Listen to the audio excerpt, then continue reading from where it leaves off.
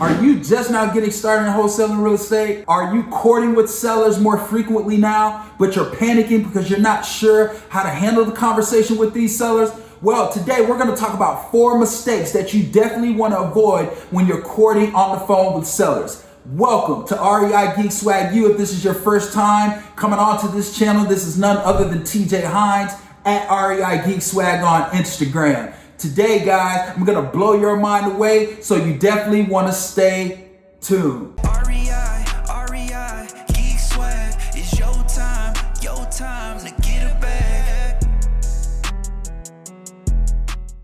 Okay, so I appreciate you coming on back. Listen, guys, today's topic is going to be very valuable for you, so make sure that you take heed, take notes, and go over some of these things in the mirror that we're going to be talking about today that's going to allow you to help overcome some of the objections that sellers has, and it's going to relieve you from making these 4 mistakes that most noobs make as they're getting started in this business. But before we go ahead and jump into today's topic, go ahead and do yourself a favor. Click the subscribe bell somewhere on this video to make sure that you're notified of all the latest, greatest wholesale and real estate content on YouTube that you won't be able to find anywhere else. So the first mistake that wholesalers make when they're courting on the phone with sellers is they try to educate the seller what wholesaling is. And listen, ladies and gentlemen, if you're not concise and can speak with clarity on this topic, all you're essentially going to do is confuse the seller. And trust me, a confused mind shuts down and says no right away. So you want to avoid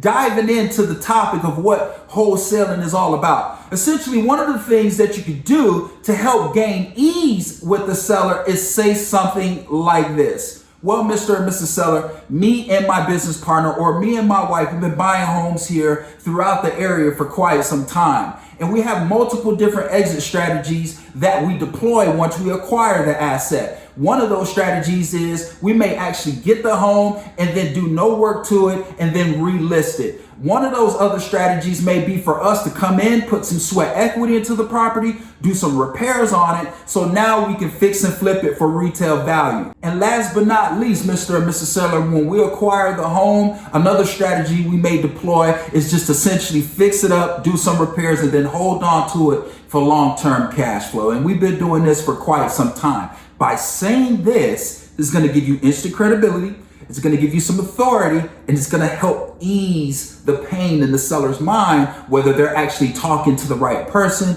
to do business with. Now, you will have some sellers out there that will specifically ask you, are you a wholesaler? And I advise you not to lie to them and get yourself in a sticky situation that you can't get out. Okay, but you're going to be indirect about answering that specific question. How you can answer that question is essentially in this manner. Well, Mr. and Mrs. Seller, I appreciate you asking me that, but we're not too sure what strategy we're going to deploy yet because we haven't gotten into the numbers. And based on the numbers, the condition and area where the property is located will better let us know which one of those exit strategies that I explained to you earlier that we're going to actually deploy and implement. So we may actually acquire the property based on the numbers and just resell it back out without doing any work to it. The second thing, again, that we may do is acquire the property, put sweat equity into it, and then flip it for retail value. And last but not least, we may just put sweat equity into the property and hold on to it for long-term cash flow respectfully. And that is the best way to go about answering that question. Mistake number 2 that most noobs make when they're courting with sellers has absolutely everything to do with greed. And let me explain to you. This actually happens during the negotiation phase as you're getting into the numbers, talking price with the sellers. A lot of times these sellers will tell you, well, your initial offer is much lower than offers we've already received. And I want to give you the best way to handle that. But before I do that, let me share with you the mistake that most noobs make. The mistake that most noobs make is they offer a price higher than the price of their competitors. And usually what happens is you get yourself stuck in the corner in a bad situation to where you overpaid for the property and you will not be able to find a legitimate buyer for the property. Why? Because there's not enough equity in the deal that you negotiated because you let greed and your emotions get the best of you. Hey, I get it. You're just starting out. You're putting in a lot of effort. You're putting in a lot of work. There's lack of inventory in the market. It's a very competitive market. You have yet to get your deal. Whatever the case may be, you have to stay disciplined. And that's staying true to the numbers. Either the deal works for the numbers or it does not work for your numbers, okay? So do not get caught up in greed. Now, the best way to handle the objection from the seller of them telling you that they've received offers higher than yours, this is the best way to crush it. Well, Mr. Seller, let me ask you this question. Are you looking for the highest and best possible price for your property, or are you looking for a guaranteed closing? Because what I've come to find out with my experience in this business, a lot of sellers will go with that higher price, but the buyers, for whatever reason, do not close. And sometimes these sellers now come back to us and ask us, are we willing to buy that property at the initial offer that we gave? And it just really depends on if we've gone out and acquired other assets with that capital at the time. Our offer may change. So our offer may be a little lower than our competitors, but one thing I guarantee you is a closing. Now, let me ask you this too, Mr. Seller. Would you rather go 30 days in the closing process only to find out in the 12th hour that your buyer can't potentially close at that dramatic high price that they offered you? And just be quiet. Guys, listen. You got to know how to be creative in this business. You got to know how to use psychology. You got to know how to say the right things to make the seller think with their emotions. Why? Because people make decisions based on emotions and then they justify it with logic later. That's mistake number 2, and how you handle that mistake. Mistake number 3 that most wholesalers make as they're getting started in this business and they get the prospecting engine going is they do not have continuous follow-up with their sellers. And I'm going to tell you this, ladies and gentlemen, you're going to close more deals in follow-up than you will initially just reaching out to sellers, seeing if they have any interest in selling.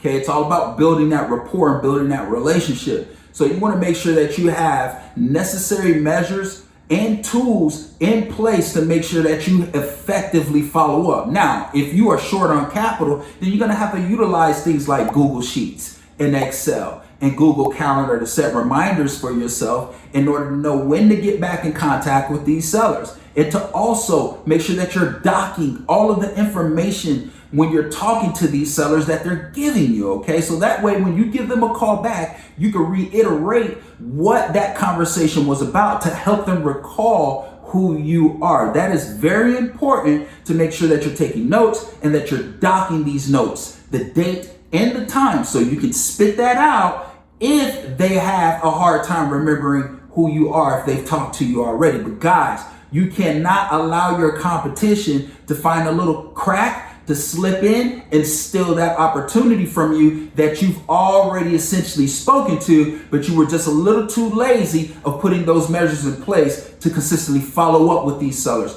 who have expressed interest in selling in the near future. That is mistake number 3. Mistake number 4 that most wholesalers make when they're getting started in this business is they're really not too sure what types of contracts to use when they're structuring their deals. And there's 2 ways, as I've talked about many times before, that you're usually going to structure your deals in order to get paid, which is through an assignment of contract, number 1, or number 2, what we call a double or simultaneous close. I've explained before in other videos what an assignment of contract is versus a double or simultaneous close, and when is the best time to structure those deals with your buyers. That is very important for you to know to make sure that you can close this deal out smoothly. As I was just thinking, instead of leaving off with 4 mistakes, I'm going to give you another bonus. Okay, this is a mistake that for sure most noobs make when they're dealing with contracts, and that's not knowing the certain clauses they need to have in the contract as the buyer or the seller of that deal to make sure that they have as less liability as possible. Now, there's quite a few clauses that you need to make sure that you have inside of that contract. And that's something that we're not going to discuss here today because that's a pretty in detailed video. And I'm actually going to shoot that video here as a follow-up to this video. So make sure that you stay tuned to the channel. But guys, those are the 4 mistakes that most wholesalers make when they're getting started in this business. I not only pointed out those 4 mistakes, but I gave you the best ways to go about handling them as well. So guys, if this video has added any value to your business whatsoever, go ahead and like the video. Make sure that you put your comments down below. I always want to know what you're thinking, what your thoughts are, because that actually helps me curate the best content for you to go out there and crush it in your own backyard. This is none other than TJ Hines at REI Geek Swag, right here in REI Geek Swag U. See you soon. Peace.